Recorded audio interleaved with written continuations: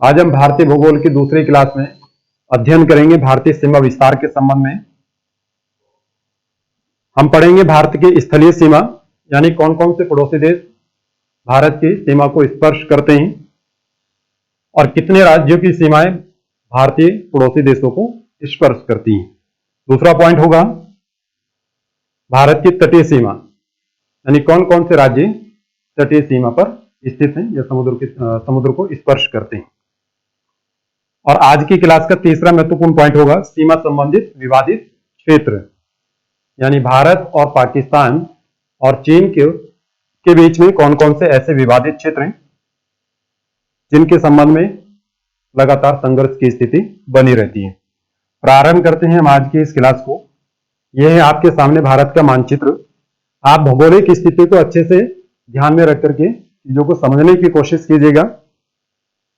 तो प्रथम हम अध्ययन करेंगे भारत की स्थलीय सीमा, जैसा कि आपके सामने लिखा हुआ है स्थलीय सीमा, और उसके बाद हम चर्चा करेंगे तटीय सीमा के संबंध में।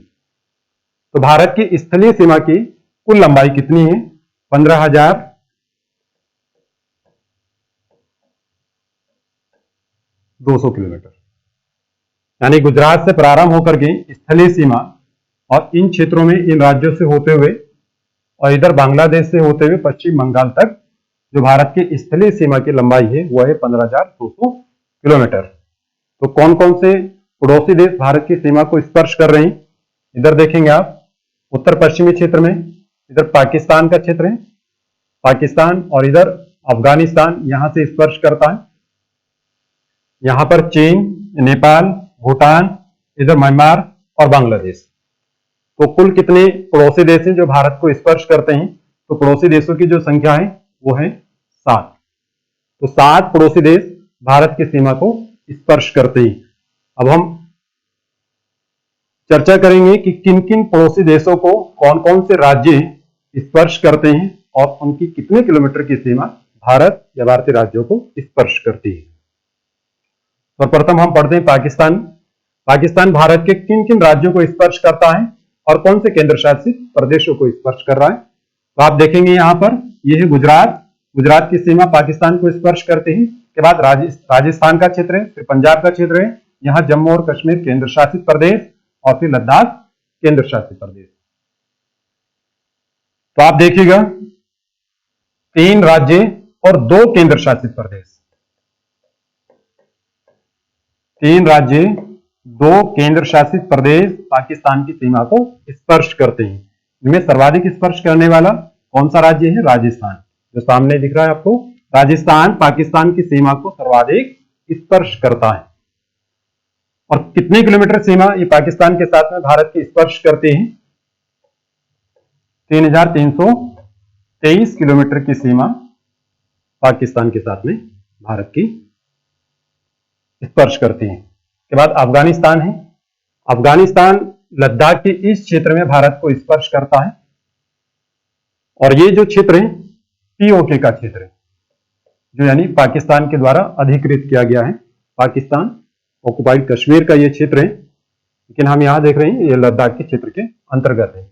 आगे हम पढ़ेंगे विवादित क्षेत्र में, तो विवादित क्षेत्र में हम इसके संबंध में भी पढ़ेंगे। तो अफगानिस्तान की सीमा यहां पर स्पर्श करते हैं लद्दाख के क्षेत्र को, और लद्दाख केंद्र शासित प्रदेश है, तो ध्यान रखिएगा लद्दाख केंद्र शासित प्रदेश को अफगानिस्तान की सीमा स्पर्श करे। कितने किलोमीटर की सीमा है?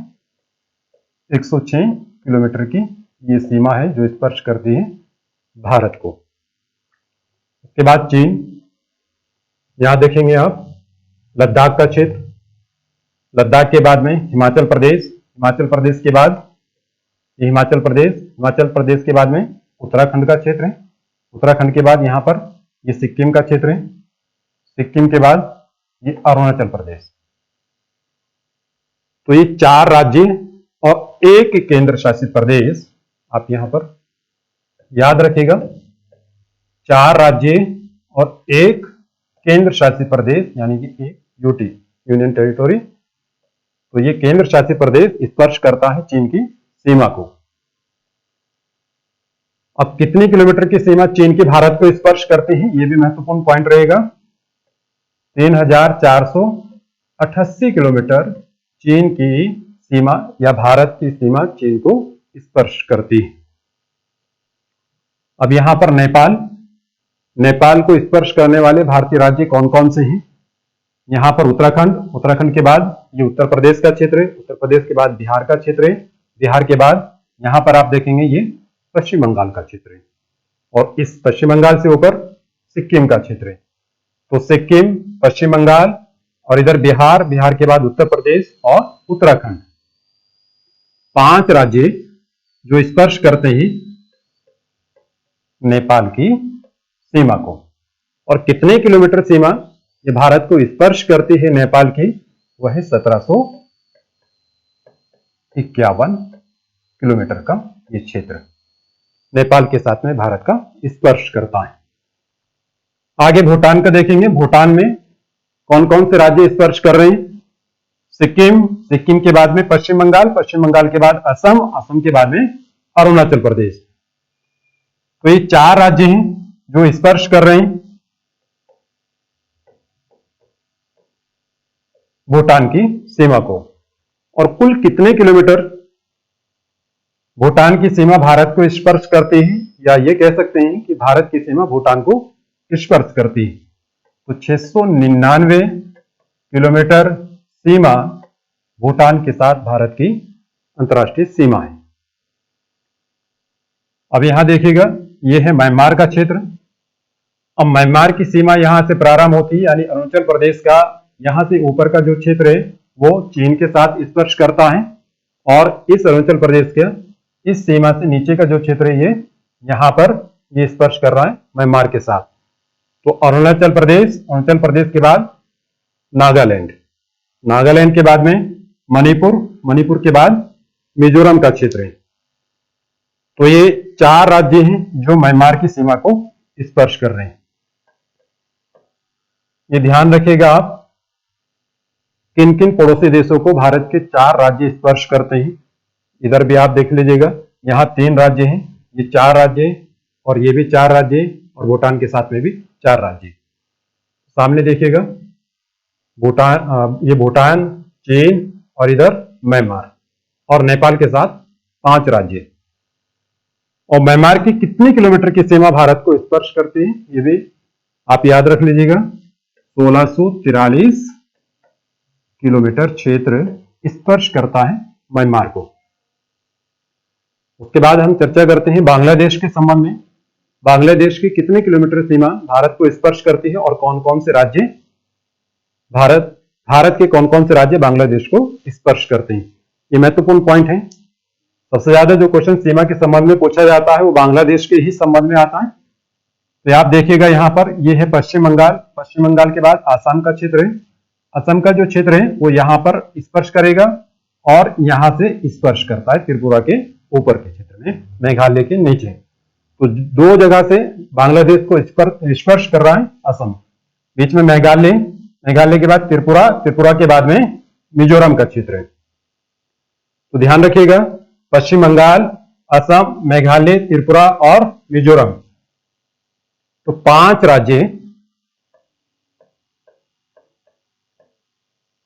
5 राज्य बांग्लादेश की सीमा को स्पर्श करते हैं। और कितने किलोमीटर बांग्लादेश की सीमा या भारत की सीमा बांग्लादेश को स्पर्श करती है? 4096 किलोमीटर। तो सब राज्यों की सीमा भारत को कितनी स्पर्श कर रही है, ये आपके सामने है। तो आप देखेंगे कि सर्वाधिक भारत को स्पर्श करने वाला पड़ोसी देश कौन सा है? वो है बांग्लादेश। इससे संबंधित क्वेश्चन बार बार पूछा जाता है, ध्यान रखिएगा। तो 2 ऐसे पड़ोसी देश हैं जो भारत के 5 राज्यों को स्पर्श कर रहे हैं, नेपाल और बांग्लादेश। और 3 ऐसे पड़ोसी देश हैं जो भारत के 4 राज्यों की सीमा को स्पर्श करते हैं। यहां पर पाकिस्तान 3 राज्य और 2 केंद्र शासित प्रदेश, और चीन के साथ में 1 केंद्र शासित प्रदेश। तो ये महत्वपूर्ण पॉइंट होगा, इसको आप याद रखिएगा। और साथ ही हम आप पढ़ते हैं कौन कौन से ऐसे राज्य हैं जो 3 पड़ोसी देशों को स्पर्श करते हैं। ये महत्वपूर्ण पॉइंट है, ध्यान रखिएगा। तो प्रथम हम यहां पर देखेंगे अरुणाचल प्रदेश को। अरुणाचल प्रदेश इस क्षेत्र में स्पर्श करता है म्यांमार को, और यहां से और यहां तक की सीमा में स्पर्श करता है चीन को, और फिर स्पर्श कर रहा है भूटान को। तो 3 राज्यों को स्पर्श करने वाला एक राज्य होगा अरुणाचल प्रदेश। उसके बाद आप देखिएगा सिक्किम। सिक्किम ऊपर के क्षेत्र में चीन को स्पर्श कर रहा है, इधर भूटान है और इधर नेपाल। तो 3 देशों को स्पर्श करने वाला जो राज्य है, दूसरा राज्य हो गया यहां पर सिक्किम। और उसके बाद पश्चिम बंगाल का जो क्षेत्र है, इस ओर से स्पर्श कर रहा है नेपाल को, यहां स्पर्श करता है भूटान को, और ये पूरा क्षेत्र स्पर्श कर रहा है बांग्लादेश को। और ये पश्चिम बंगाल एक ऐसा राज्य भी है जो सर्वाधिक अंतर्राष्ट्रीय सीमा को स्पर्श करने वाला राज्य है। तो ये पश्चिम बंगाल 3 देशों की सीमा को स्पर्श करने वाला तीसरा राज्य है। अरुणाचल प्रदेश, सिक्किम और पश्चिम बंगाल। इसके अलावा आप यहां देखेगा केंद्र शासित प्रदेश में, यानी लद्दाख, ये भी 3 पड़ोसी देशों को स्पर्श करने वाला केंद्र शासित प्रदेश हो गया। इधर चीन का क्षेत्र है, ऊपर अफगानिस्तान और इधर पाकिस्तान का क्षेत्र है। तो ये महत्वपूर्ण पॉइंट है, इनको आप याद रखिएगा। भारत की कुल स्थलीय सीमा की लंबाई 15,200 किलोमीटर, और भारत के अंतर्राष्ट्रीय सीमा को स्पर्श करने वाले जो पड़ोसी देश हैं उनकी संख्या 7 है। कौन सा राज्य पड़ोसी देश को सर्वाधिक स्पर्श करता है? आपके सामने पश्चिम बंगाल है। और कौन कौन से ऐसे राज्य हैं जो 3 पड़ोसी देशों को स्पर्श करते हैं? आपके सामने अरुणाचल प्रदेश, सिक्किम और पश्चिम बंगाल। आप सभी राज्यों की भौगोलिक स्थिति को मानचित्र के माध्यम से बिल्कुल क्लियर कीजिएगा, जिससे कि आपको याद करने में भी आसानी हो और लंबे समय तक आपको याद रहे और भौगोलिक स्थिति आपकी बिल्कुल क्लियर रहे। अब हम पढ़ेंगे तटीय सीमा के संबंध में। आप देखेंगे कि भारत की तटीय सीमा गुजरात के क्षेत्र से प्रारंभ होती है, और गुजरात के बाद महाराष्ट्र, इधर गोवा, कर्नाटक, केरला, तमिलनाडु, आंध्र प्रदेश, ओडिशा और कोलकाता यानी पश्चिम बंगाल का क्षेत्र, यानी पश्चिम बंगाल राज्य तक विस्तारित है। तो इन राज्यों की सीमाएं समुद्र तट को स्पर्श करती हैं। तो ये भारत के तटीय राज्य हैं। तो तटीय सीमा कितनी है भारत की? कुल तटीय सीमा है 7,516 किलोमीटर, यानी 7,516 किलोमीटर में भारत के द्वीपीय क्षेत्रों की सीमा भी शामिल है, जिसमें अंडमान निकोबार और अन्य जो द्वीप है, तटीय द्वीप और लक्षद्वीप समूह, तो इनकी सीमा का भी इसके अंतर्गत समाहित है 7,516 में। अगर हम मुख्य तटीय सीमा की बात करते हैं, यानी कि इन राज्यों की तटीय सीमा की बात करते हैं, तो ये निकल करके आएगा 6,100 किलोमीटर, यानी 6100 किलोमीटर। तो ध्यान रखिएगा, भारत की कुल तटीय सीमा की लंबाई 7,516 और मुख्य तटीय सीमा की लंबाई 6,100 किलोमीटर है। अब इसमें क्वेश्चन ये भी पूछा जाता है कि कौन कौन से राज्य या भारत की सर्वाधिक तटीय सीमा वाला राज्य और या कौन कौन से राज्य तटीय सीमा को स्पर्श करते हैं। पश्चिमी तट पर सर्वाधिक सीमा को स्पर्श करने वाला राज्य या पूर्वी तट पर सर्वाधिक सीमा को या तटीय सीमा को स्पर्श करने वाला राज्य कौन सा है? तो ये महत्वपूर्ण पॉइंट होगा। यहां पर हम शुरू करते हैं। यह है गुजरात। गुजरात के बाद आप देखेंगे महाराष्ट्र का क्षेत्र है। इसके बाद यहाँ छोटा सा राज्य गोवा, गोवा के बाद कर्नाटक, कर्नाटक के बाद केरल, केरल के बाद इधर तमिलनाडु, तमिलनाडु के बाद में आंध्र प्रदेश, फिर ओडिशा, ओडिशा के बाद में कोलकाता यानी पश्चिम बंगाल। तो पश्चिम बंगाल का ये क्षेत्र, ये कुल मिलाकर के कितने राज्य हो गए? 9 राज्य,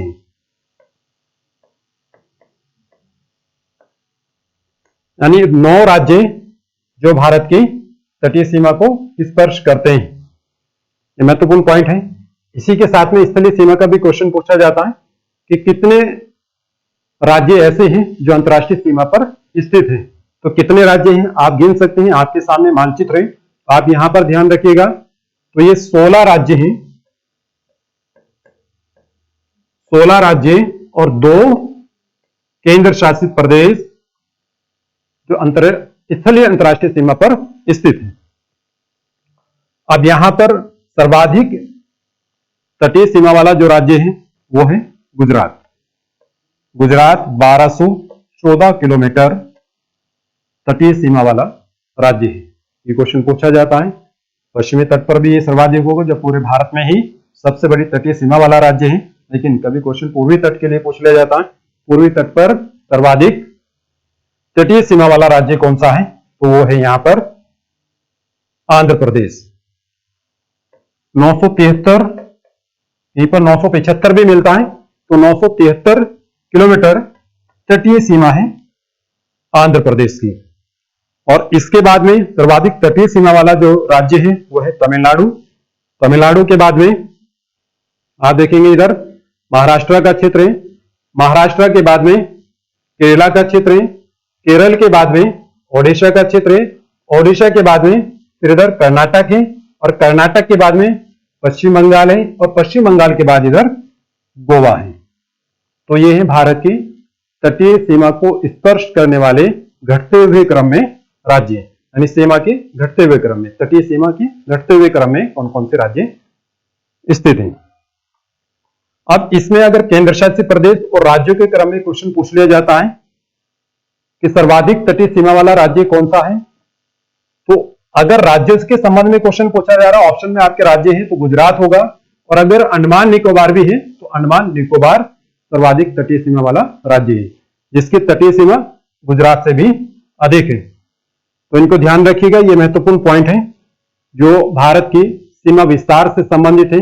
किन किन पड़ोसी देशों के साथ में भारत की सीमाएं स्पर्श करती हैं, कौन कौन से राज्य भारत के पड़ोसी देशों के साथ में स्पर्श करते हैं, और साथ में ही भारत के तटीय सीमा को स्पर्श करने वाले राज्य कौन कौन से हैं, कुल तटीय सीमा की लंबाई कितनी है, मुख्य तटीय सीमा की लंबाई कितनी है, और इन तटीय सीमा पर स्थित राज्यों की संख्या कितनी है, और साथ ही स्थलीय सीमा पर स्थित राज्यों की संख्या कितनी है, और साथ ही 2 केंद्र शासित प्रदेश भी यहां शामिल है। अब आप अगर देखेंगे 15,200 किलोमीटर और प्लस 7,516 किलोमीटर जो स्थलीय सीमा और प्लस तटीय सीमा, तो कुल कितने किलोमीटर सीमा भारत की है जो तटीय और स्थलीय सीमा को मिलाकर के है, तो आपके सामने है, आप दोनों को जोड़ करके निकाल सकते हैं कि भारत की कुल सीमा की लंबाई कितनी है, यानी स्थलीय और तटीय सीमा की कुल लंबाई कितनी है।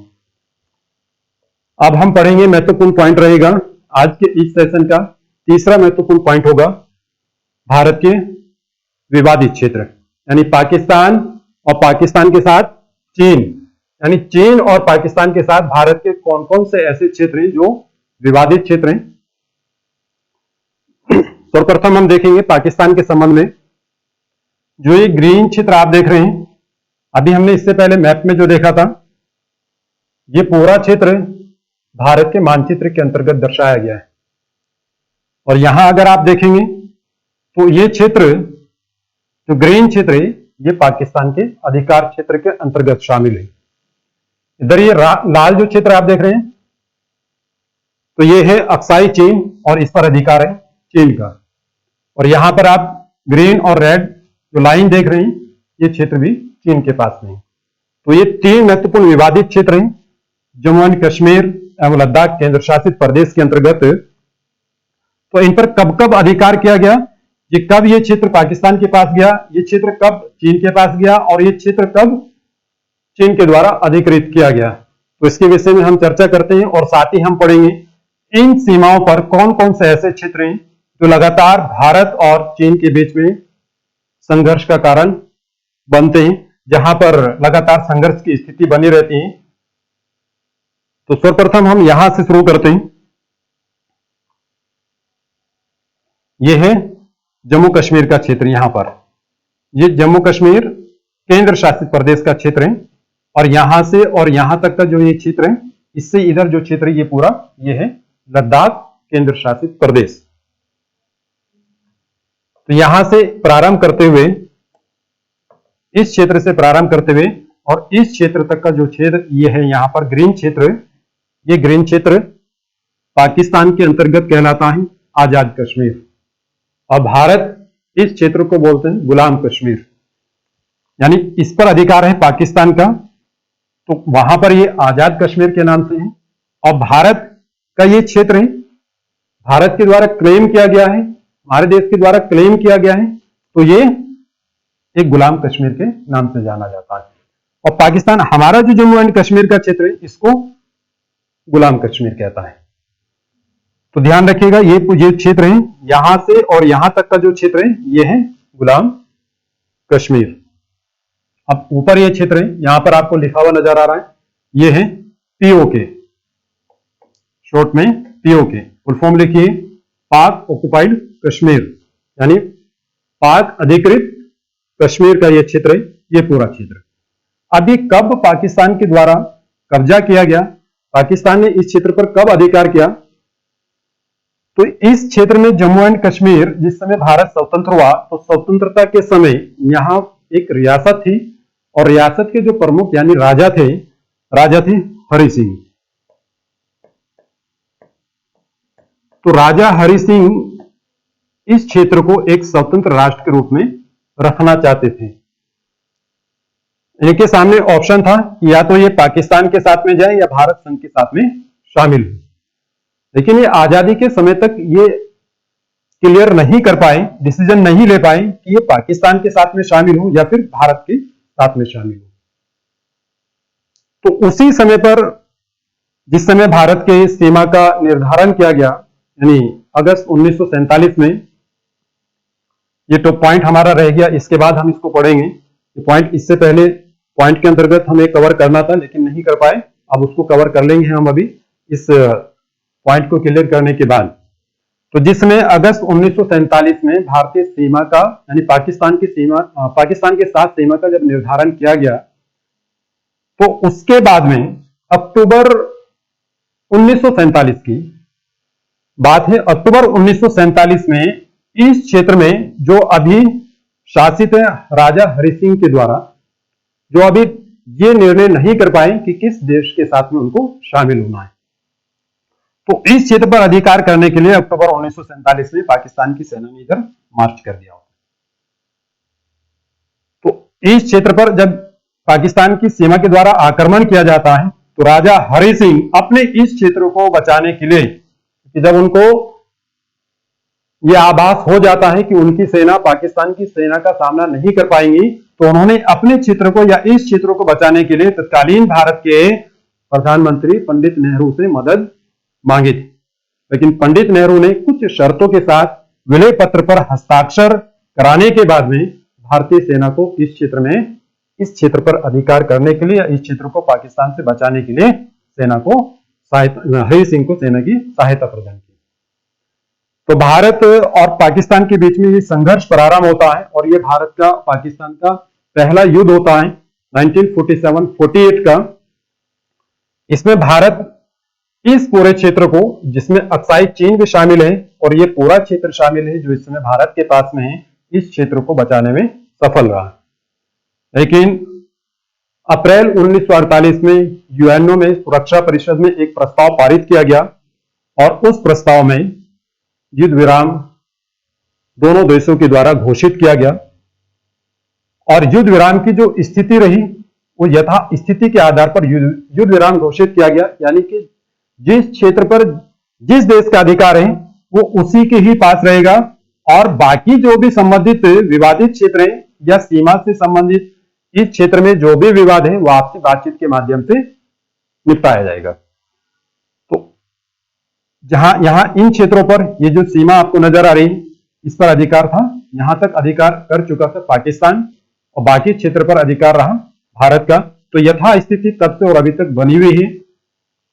बातचीत के माध्यम से इस सीमा विवाद को सुलझाने के लिए, इस विवाद को हल करने के लिए लगातार प्रयास चल रहे हैं, लेकिन अभी तक कोई सफलता प्राप्त नहीं हो पाई। तो इस सीमा क्षेत्र को जो बोला गया LOC के नाम से जाना जाता है। ये महत्वपूर्ण पॉइंट है, LOC, line of control. Line of control यानी पाकिस्तान ऑक्युपाइड जो कश्मीर का क्षेत्र है, यानी पीओके और साथ साथ में जो यहां पर गुलाम कश्मीर है, इसके साथ में जो सीमा है, इस सीमा क्षेत्र को बोला जाता है LOC। यहां पर ये देख रहे हैं आप, करगिल का क्षेत्र है, यहां पर भी युद्ध हुआ 1999 में, 1999 में यहां युद्ध हुआ। इस क्षेत्र में घुसपैठ की गई थी पाकिस्तान की सेना के द्वारा, लेकिन भारतीय सेना के द्वारा उनको उनके वापस क्षेत्र में भेज दिया गया और ये भारत की एक बड़ी विजय थी और इसको विजय दिवस के रूप में प्रतिवर्ष मनाया जाता है। तो ये करगिल का क्षेत्र, इसके ऊपर हम बात करते हैं यहाँ पर ये क्षेत्र जो इस समय पर है अक्साई चीन के नाम से और इस पर अधिकार है चीन का। तो 1962 में 1962 में जब भारत और चीन का युद्ध होता है तो भारत चीन युद्ध के समय चीन के द्वारा इस क्षेत्र पर अधिकार कर लिया गया था और इस क्षेत्र में अधिकार करने के बाद में यहां पर ये जो आपको सीमा नजर आ रही, इस सीमा उस समय पर निर्धारित है और इस सीमा को बोला गया है LAC।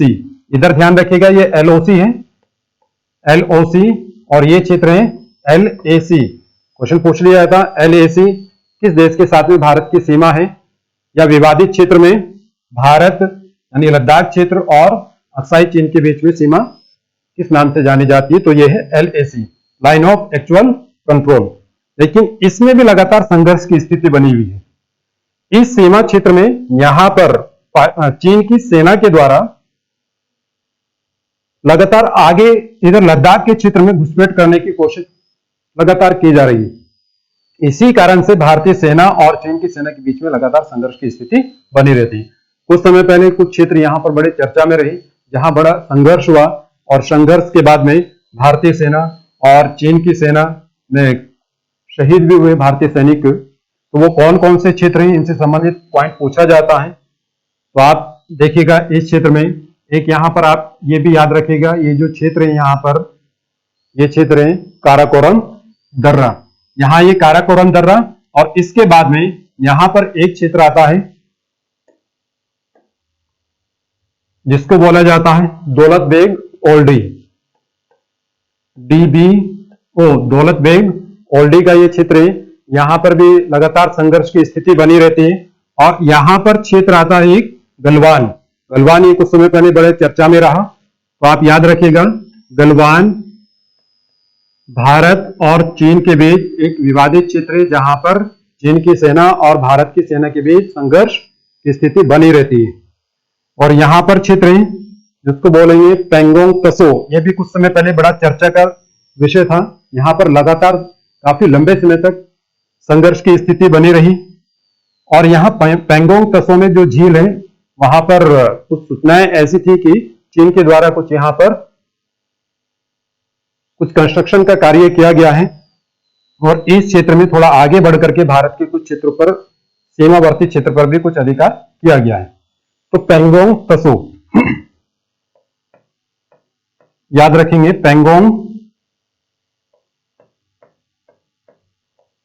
पेंगोंग त्सो बोलते हैं या पेंगोंग त्सो झील भी इसको बोला जाता है,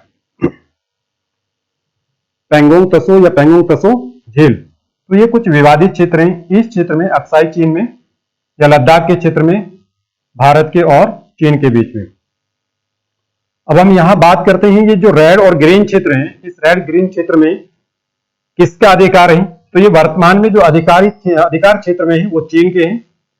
जिस समय 1962 में इस क्षेत्र पर चीन के द्वारा अधिकार कर लिया गया, तो 1963 जैसा कि यहां लिखा हुआ है आपको नजर आ रहा है 1963 में पाकिस्तान के द्वारा इस क्षेत्र को चीन को सौंप दिया गया था।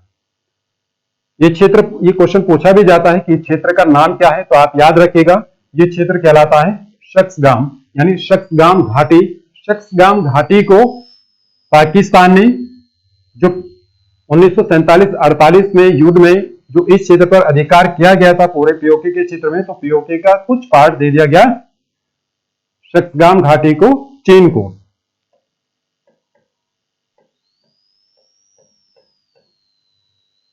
तो ये है शक्सगाम घाटी। तो शक्सगाम घाटी ये वाला क्षेत्र कहलाता है।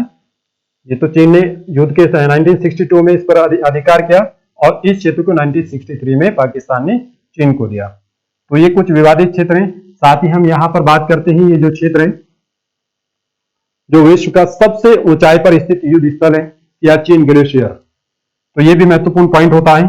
यहां पर इस क्षेत्र में जो LOC है, LOC के बाद में जो सीमा है वो एक अलग नाम से जानी जाती है और उसको कहा जाता है एक्चुअल, आप याद रखिएगा मैं इधर लिख रहा हूं actual ground positioning line AGPL, ये सीमा रेखा। तो तो यहां से आज जो गुलाम कश्मीर है, गुलाम कश्मीर से लेकर और यहां पर सियाचिन ग्लेशियर तक का जो क्षेत्र है, ये जो सीमा है ये कहलाएगी एलओसी, और इसके बाद में जो सीमा है ये कहलाती एजीपीएल। इसकी जो लंबाई है लगभग 100 कुछ किलोमीटर के आसपास में है। तो 1984 से पहले इस क्षेत्र पर किसी भी सेना के द्वारा यहां पर यूनिट नहीं बनाई गई थी, लेकिन 1984 के बाद में यहां पर भारतीय सेना के द्वारा एक यूनिट बनाई गई है और लगातार भारतीय सेना यहां पर बनी हुई है, और इधर कुछ क्षेत्र में पाकिस्तान की सेना भी लगातार यहां बनी हुई है। तो ये क्षेत्र महत्वपूर्ण क्षेत्र होता है। क्वेश्चन पूछा जाता है इसके संबंध में कि विश्व का सर्वाधिक ऊंचाई पर स्थित युद्ध स्थल कौन सा है, तो वो है सियाचिन ग्लेशियर। यहां पर बहुत ही दुर्गम क्षेत्र है ये एक ग्लेशियर है, बर्फ के यहाँ पर बड़े बड़े ग्लेशियर हैं। तो ये पूरा ग्लेशियर, तो यहाँ जीवन के जीने के अनुकूल परिस्थितियां नहीं है, तो यहाँ बड़ी चुनौतियों का सामना भारतीय सेना को करना पड़ता है, इसलिए कुछ समय के बाद में उनको रोटेट में परिवर्तित करते रहते हैं। तो ये क्षेत्र है विवादित क्षेत्र, इधर है, ध्यान रखिएगा आप, पाकिस्तान के साथ, और ये क्षेत्र है चीन के साथ। अब हम बात करते हैं चीन के साथ में ही पूर्वोत्तर में कौन कौन से क्षेत्रों में विवादित स्थिति बनी हुई है। यहां पर सिक्किम का क्षेत्र है, सिक्किम के क्षेत्र में इधर नाथुला, यहां पर भी संघर्ष की स्थिति बनी रहती है, संघर्ष होता रहता है भारतीय सेना और चीन की सेना के बीच। और एक बहुत ही चर्चा का क्षेत्र रहा कुछ समय पहले, जो भूटान, सिक्किम और चीन की सीमा पर स्थित है, ये क्षेत्र है डोकलाम। इसका क्वेश्चन कई बार पूछा गया, डोकलाम का क्षेत्र, तो याद रखिएगा डोकलाम सिक्किम में और इधर भूटान और चीन की सीमा पर स्थित एक विवादित क्षेत्र है, यहां पर भी संघर्ष की स्थिति बनी रहती है। तो ये सिक्किम के बाद हम अरुणाचल प्रदेश की बात करते हैं। तो अरुणाचल प्रदेश का पूरे क्षेत्र को ही चीन के द्वारा तिब्बत का क्षेत्र माना जाता है, लेकिन अधिकार में जो है ये भारत के हैं, तो इस पूरे क्षेत्र को चीन अपना क्षेत्र शामिल करता है। यहां पर कुछ क्षेत्रों में भी संघर्ष बना रहता है। ये सबसे महत्वपूर्ण यहाँ का जो क्षेत्र है तवांग घाटी, जो बुद्ध मत के मानने वालों का एक यहाँ पवित्र मंदिर है, एक बहुत बड़ा मंदिर है। तो ये तवांग घाटी महत्वपूर्ण है। यहाँ तवांग घाटी में संघर्ष बनता है। तवांग घाटी के बाद ऊपर के यहाँ क्षेत्र आता है नामखां।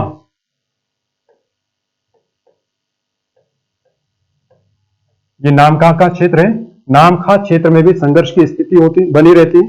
इसके ऊपर यहां पर क्षेत्र आता है लोंगजू।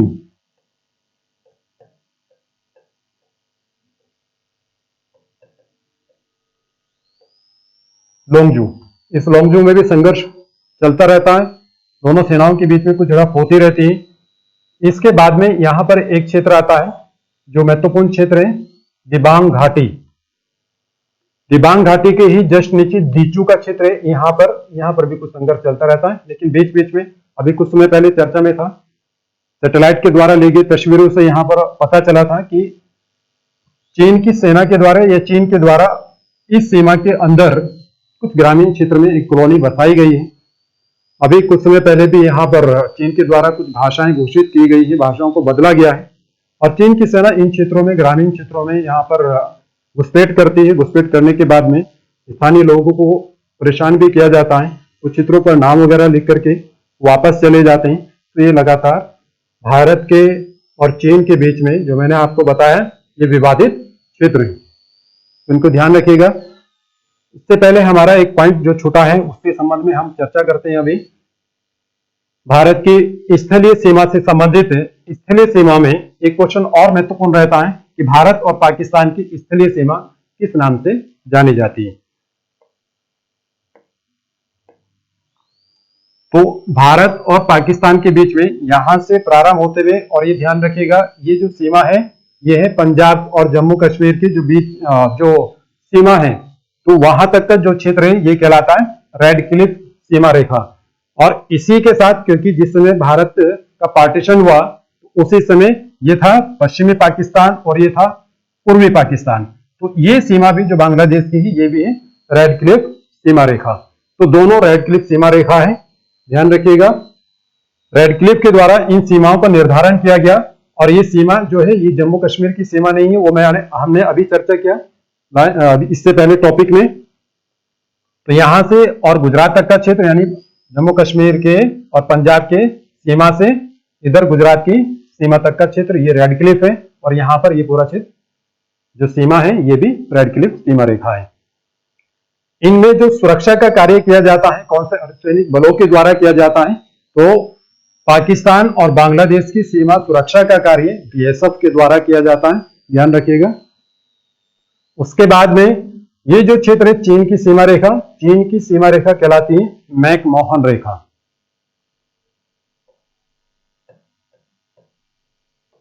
मैकमोहन रेखा। अब इस पूरी सीमा को विभाजित किया गया है 3 अलग अलग सेक्टर में। इधर की जो सीमा है ये कहलाती है पूर्वी सेक्टर, और बीच की सीमा है ये कहलाता है मध्य या सेंट्रल सेक्टर, और इधर कहलाता है पश्चिमी सेक्टर। यहां पर हमने चर्चा की अभी, ये जो क्षेत्र है यहां पर जो सीमा है वो कहलाएगी LAC। ये वाली क्षेत्र जो है ये LAC है, और इधर का जो क्षेत्र है जो हमने अभी पढ़ा वो है LOC, यहाँ लाइन ऑफ एक्चुअल कंट्रोल।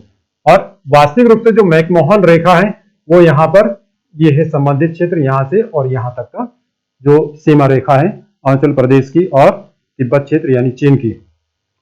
इस मैकमोहन रेखा का जो निर्धारण किया गया था 1914 में एक शिमला समझौता आयोजित किया गया था, जिसमें चीन और उधर तिब्बत को आमंत्रित किया गया था। तो उस शिमला समझौते में इस मैकमोहन रेखा का निर्धारण किया गया, लेकिन चीन के द्वारा इसको स्वीकार नहीं किया गया था। तो इसीलिए ये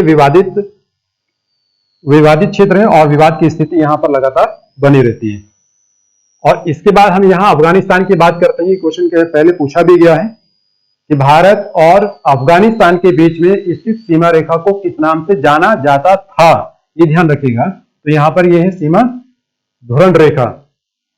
तो धुरंध रेखा अब तो विभाजन के बाद में भारत और पाकिस्तान की सीमा रेखा रेड क्लिफ हो गई, लेकिन विभाजन से पूर्व धुरंध रेखा के नाम से, लेकिन अब ये है पाकिस्तान अफगानिस्तान के बीच में स्थित है धुरंध रेखा। तो ये है, यहां पर आप नेपाल देखेंगे और भूटान का क्षेत्र देखेंगे।